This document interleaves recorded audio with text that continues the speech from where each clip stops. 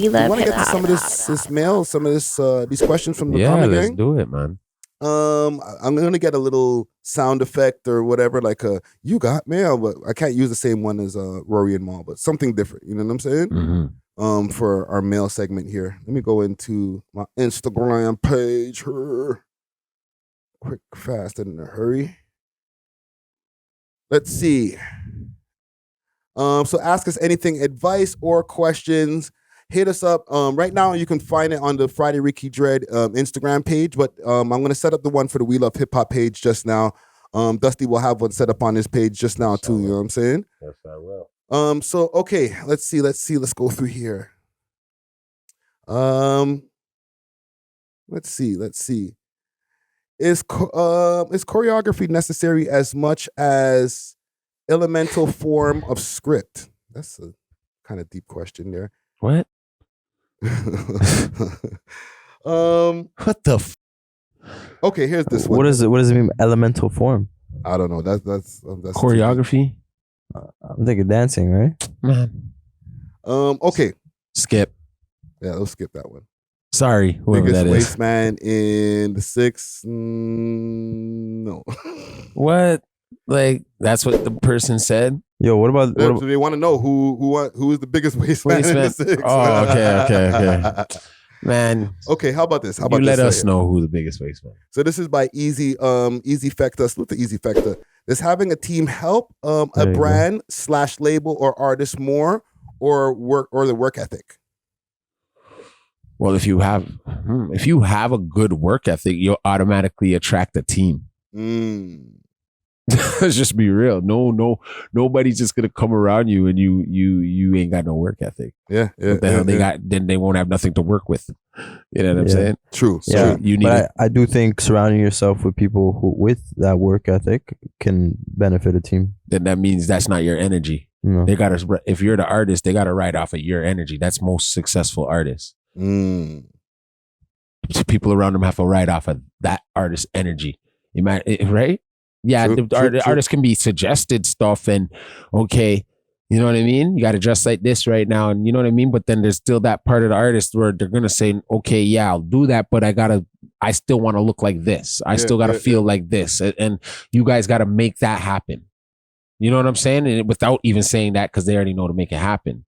I would rather have a good work ethic that attracts people with the same AL-like work ethic as mine. Mm-hmm. Than per se I gotta get a breath of I gotta boost myself up just because this person's boosted. Nah, just like I gotta be Voltron. Yeah, and putting together a team is not always the easiest. It's not. But when you do have a team, it does help substantially. I think that's what the question is. But you have to have the right team. Yeah, the right team.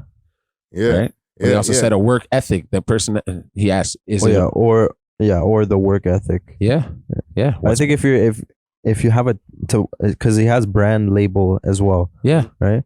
To build a brand and have a label, I think having a team is a huge help. Best thing. To be an artist, you don't really need like all of that extra stuff. If you have that work ethic, you can carry that out and you can be the manager, you can be the graphic designer, you can be this, you can be that. Yeah, you can be a triple threat. If you are that type of person that is able to pull on those tasks. And put on multiple hats. Yeah, exactly. Man. Yeah. I've done it. Yeah. And yeah, like how I was having a good work ethic. And that's some of what you were saying, Dusty.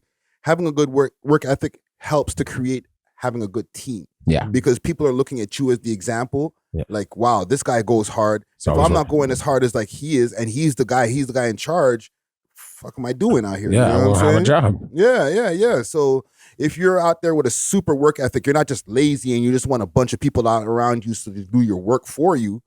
You're out there in the front line doing the work. Now you're going to attract a good team.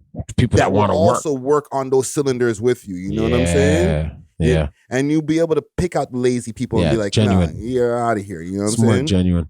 Yeah, man. Yeah, thank you for that question right there. Yep.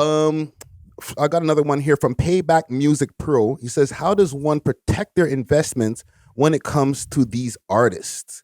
So I don't know. That sounds like somebody who might be like a manager or, somebody who's getting into like being like an executive producer of some sort.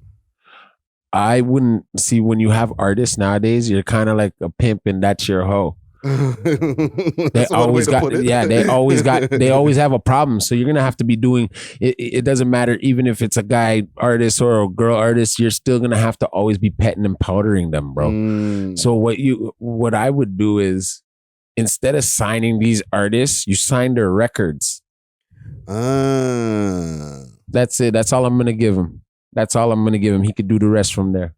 Okay, you know what I'm saying. What about you, B3? How can somebody protect their investment when it comes to like dealing with these artists and stuff like that?